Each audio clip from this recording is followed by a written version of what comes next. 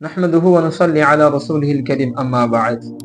সমস্ত প্রশংসা সে আল্লাহর, যিনি আমাদের হৃদয়ে জিকির বা তার স্মরণ বসিয়েছেন। ভাই ও বোনেরা, আজ আমরা কথা বলবো সেই মহামূল্যবান আমল নিয়ে, যার দ্বারা হৃদয় শান্ত হয়, পাপ মোচন হয়, আল্লাহর সান্নিধ্য লাভ হয়। হ্যাঁ, আমি কথা বলছি জিক্রুল্লাহ নিয়ে।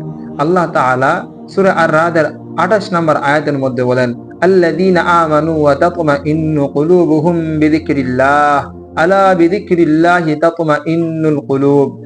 যারা ঈমান এনেছে এবং যাদের অন্তর আল্লাহর জিকিরে প্রশান্ত হয়, শুনে রাখো, আল্লাহর জিকিরেই অন্তরসমূহ প্রশান্ত হয়। দুনিয়াতে কোনো বস্তু, কোনো সম্পদ, কোনো সাফল্য হৃদয়ের সেই প্রশান্তি দিতে পারে না, যেটা জিক্রুল্লাহ দিতে পারে তথা আল্লাহর জিকির দিতে পারে।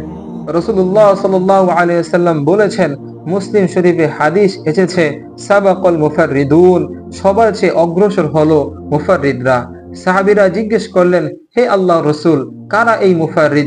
তিনি বললেন, আয-যাকিরুনাল্লাহা কাসীরাও ওয়া যাকিরাত, যারা অধিক পরিমাণে আল্লাহকে স্মরণ করে, পুরুষ ও নারী, তারাই মুফাররিদ। জিকির করা মানে তাসবিহ হাতে সুবহানাল্লাহ, আলহামদুলিল্লাহ, আল্লাহু আকবার বলা নয়, বরং প্রতিটি নিঃশ্বাসে, প্রতিটি কাজে, প্রতিটি চিন্তায় আল্লাহকে স্মরণ করা। একজন মানুষ যখন হাঁটছেন, যখন কাজ করছেন, যখন গাড়ি চালাচ্ছেন, এমনকি যখন একা, তখন যদি তার অন্তরে আল্লাহর নাম থাকে, সে জিকিরকারীদের অন্তর্ভুক্ত। হে আমার প্রিয় ভাই ও বোনেরা, আজ থেকে আমরা প্রতিজ্ঞা করি, প্রতিদিন অন্তত কিছু সময় আল্লাহর জিকিরে কাটাবো। কারণ আল্লাহর জিকির এমন এক নূর, যা দুনিয়া তো আলোকিত করে, আখিরাতেও করে।